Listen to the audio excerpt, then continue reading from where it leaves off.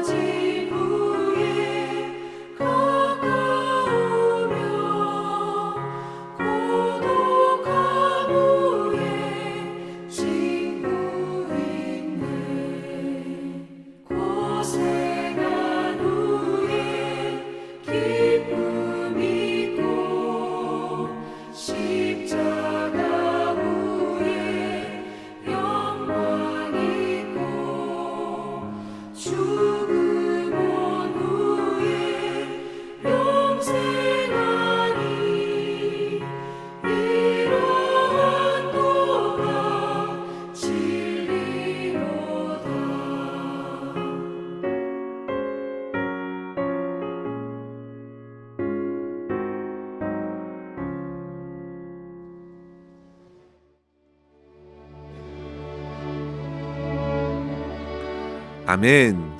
오늘 함께 나눌 말씀은 욥기 42장 7절에서 11절까지의 말씀입니다. 여호와께서 욥에게 이 말씀을 하신 후에 여호와께서 대만 사람 엘리바스에게 이르시되 내가 너와 내 두 친구에게 노하오나니 이는 너희가 나를 가리켜 말한 것이 내 종 욥의 말과 같이 옳지 못함이니라. 그런즉 너희는 수소 7과 순양 7을 가지고 내 종 욥에게 가서 너희를 위하여 번제를 드리라. 내 종 욥이 너희를 위하여 기도할 것인즉 내가 그를 기쁘게 받으리니 너희가 우매한 만큼 너희에게 갚지 아니하리라. 이는 너희가 나를 가리켜 말한 것이 내 종 욥의 말 같이 옳지 못함이니라. 이에 대만 사람 엘리바스와 수아 사람 빌닷과 나아마 사람 소발이 가서 여호와께서 자기들에게 명령하신 대로 행하니라. 여호와께서 욥을 기쁘게 받으셨더라. 욥이 그의 친구들을 위하여 기도할 때 여호와께서 욥의 공경을 돌이키시고 여호와께서 욥에게 이전 모든 소유보다 갑절이나 주신지라. 이에 그의 모든 형제와 자매와 이전에 알던 이들이 다 와서 그의 집에서 그와 함께 음식을 먹고 여호와께서 그에게 내리신 모든 재앙에 관하여 그를 위하여 슬퍼하며 위로하고 각각 쾌시타 하나씩과 금고리 하나씩을 주었더라. 아멘. 오늘은 다사다난했던 2021년의 마지막 날입니다. 올 초에는 코로나 상황이 너무도 심각해서 어떻게 한 해를 시작해야 할지 걱정이 앞서기도 했지만 신실하신 하나님께서는 에베네셀의 은혜로서 지금까지 저와 여러분을 붙들어 인도해 주셨음에 큰 감사와 찬송을 올려드립니다. 오늘 우리는 욥기 42장의 말씀을 대하면서 고난을 통과한 욥의 인생의 말미가 어떻게 이어졌는지를 확인할 수 있습니다. 성도 여러분, 인생의 처음도 중요하지만 마지막의 모습이 어떠했는가가 사실 더욱 의미가 있습니다. 처음에는 대단하게 시작한 것 같지만 얼마나 많은 삶이 인생의 말미에서 심하게 무너져 내리는지 우리는 주변에서 어렵지 않게 보게 됩니다. 그러나 성도 여러분, 욥의 인생을 보십시오. 그는 인생의 고난을 통과하면서 그 또한 연약하고 불순하였음에도 하나님 앞에 정직하게 부르짖고 호소했던 인내로서 결국 주님을 만나 배웠고 참된 회개를 드리면서 주님께서 허락하시는 풍성한 은혜, 주님을 더욱 깊이 경험할 수 있게 되었습니다. 사랑하는 성도 여러분, 우리 인생에게 찾아오는 수많은 사건 사고들에도 다른 것은 몰라도 우리 주님만큼은 결코 포기해서는 안 되겠습니다. 결국 우리가 주님 앞에 서야 하기 때문입니다. 욥은 그렇게 주님의 음성을 들으며 책망을 받았음에도 하나님께서는 욥만큼은 얼마나 인정해 주셨는지 보십시오. 오늘 본문에서도 하나님께서 욥을 나의 종이라고 7절에 한 번, 8절에 무려 3번이나 반복적으로 말씀해 주셨습니다. 친구들이 그동안 하나같이 너의 죄를 토하라고 마치 자기들이 뭔가 하나님을 위하는 것처럼 고난 중에 있던 욥을 심하게 다그치고 몰아세웠던 것이 참으로 부끄러울 정도로 하나님이 욥을 그들 앞에서 하나님의 종으로 인정해 주셨습니다. 성도 여러분, 친구들의 말이 얼마나 앞뒤가 맞는 말이었습니까? 그들은 참으로 논리적으로 말했고 정확했습니다. 죄 있는 자들이 받아야 할 마땅한 고난이라는 틀 안에서 그들의 말은 참으로 맞았습니다. 그 교리적이고 관념적 프레임을 가지고 욥을 판단하려고 한다면 욥은 그 안에서 갇혀 엄청난 죄인이고 그 죄를 회개해야 맞습니다.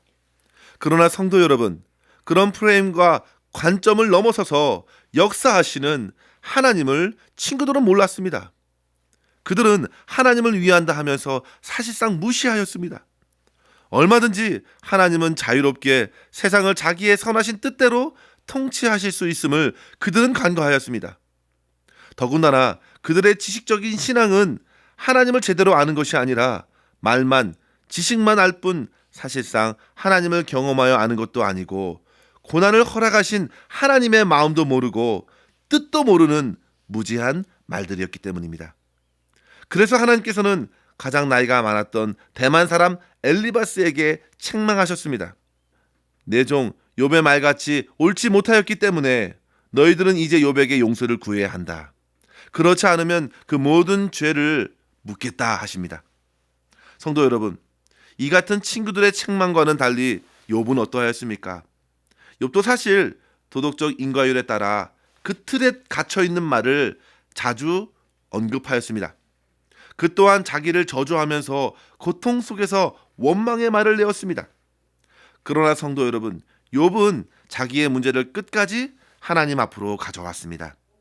사람들, 친구들의 말에 더욱 상처를 받기는 했지만 그래도 그들의 말에 자기 자신을 두지 않고 끝까지 하나님께 부르짖었습니다. 성도 여러분, 우리 인생의 문제는 결국 하나님 앞에서 풀리는 것입니다. 욥은 고난을 통해서 더욱 하나님을 경험하고자 엎드렸습니다. 그리고 드디어 하나님의 뜻과 말씀 앞에서 해결을 얻습니다. 성도 여러분, 세상의 친구들이 무엇이라 해도 주변의 사람들이 나를 어떻게 평가하더라도 크게 개의치 마십시오. 하나님 앞에서 드러나는 모습이 우리의 진짜 모습이기 때문입니다. 주님께서 최종 판단을 내려주십니다. 세상의 지혜와 지식으로 그 인생이 판단받지 않습니다. 신학적인 교리로도 그 영혼의 상태가 바로 드러나는 것이 아닙니다. 오직 빛 되신 주님의 말씀이 우리의 마음을 비추고 최종 판단을 내립니다. 따라서 이 말씀을 생각하시고 날마다 하나님과 주의 말씀 앞에 자기 자신을 비추며 주님을 더욱 의지할 수 있기를 바랍니다. 그럼 이 시간 본문 가운데서 결국 하나님께 인정받은 욥이 어떻게 하나님께서 주시는 회복을 누릴 수 있었는지 두 가지의 교훈을 함께 생각하기를 원합니다. 첫 번째로 성도 여러분, 관계의 회복을 위해서 우리는 용서하는 자, 용납하는 자로 우리의 삶을 드릴 수 있어야겠습니다. 하나님의 말씀을 듣고 결국 세 친구들은 욥에게 가서 용서를 구하며 번제를 드렸습니다. 그리고 욥은 그 제사를 받고 그들을 위하여 기도하였습니다. 친구들에게 내려질 벌을 욥이 중보의 기도로서 막아서서 하나님의 재앙을 명쾌하였습니다. 9절 마지막에 보시면요, 여호와께서 욥을 기쁘게 받으셨더라 했습니다. 성도 여러분, 욥기의 결론은 결코 인생의 고난과 고통이 상선벌악, 인과응보와 같은 세상의 관점에서만 볼 것이 결코 아니라는 사실을 알려주는 것입니다. 보십시오. 친구들의 죄가 드러났습니다. 그러나 그 죄에 대한 벌을 막아서는 중보의 기도가 또한 있었습니다. 그들에게 내려질 재앙이 욥의 기도로서 은총을 통해 내려지지 않았습니다.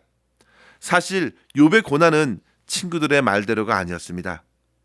욥은 하나님께 인정받은 의로운 자였습니다. 그런데 그에게 고난이 주어졌습니다. 그의 고난은 골고다 언덕에 세워진 예수 그리스도의 고난을 보여줍니다. 의로우신 주님께서 왜 고난을 받으셔야 했는가? 당시 군중들은 모두 다 십자가 위에 계신 주님을 정죄하였습니다.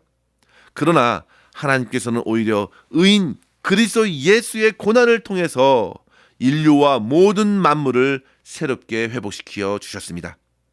우리가 다 이해할 수 없는 은총을 십자가에서 쏟아부어 주셨습니다. 사랑하는 성도 여러분, 하나님께서 그것을 저와 여러분의 그 무엇을 보고 허락하신 것이 아니라 오직 은혜로 중보해 주셨음에 우리는 은혜로서 하나님 앞에 설 수 있게 되었습니다. 욥이 바로 그렇게 중보하여 친구들과의 관계가 회복된 것입니다. 그리고 11절에 보시면요, 욥의 모든 형제와 자매와 이전에 알던 사람들까지도 그의 집으로 와서 함께 먹고 여호와께서 그에게 내리신 모든 재앙에 관해서 이야기하고 그를 위해 슬퍼하며 위로하며 돈도 주고 금고리도 주었다 했습니다. 사랑하는 성도 여러분, 하나님의 말씀을 따라 이루어진 회복을 보십시오.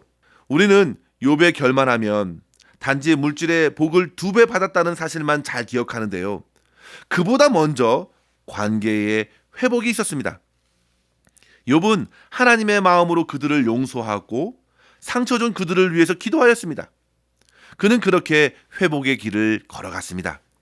마치 주기도문에서 볼 수 있듯이 우리가 우리에게 죄 지은 자를 사하여 준 것 같이 우리의 죄를 사해 주시길 구하는 성도로서 욥은 그렇게 저와 여러분에게 서로 용서를 구하고 용서하는 자로 중보하라고 도전하는 것입니다.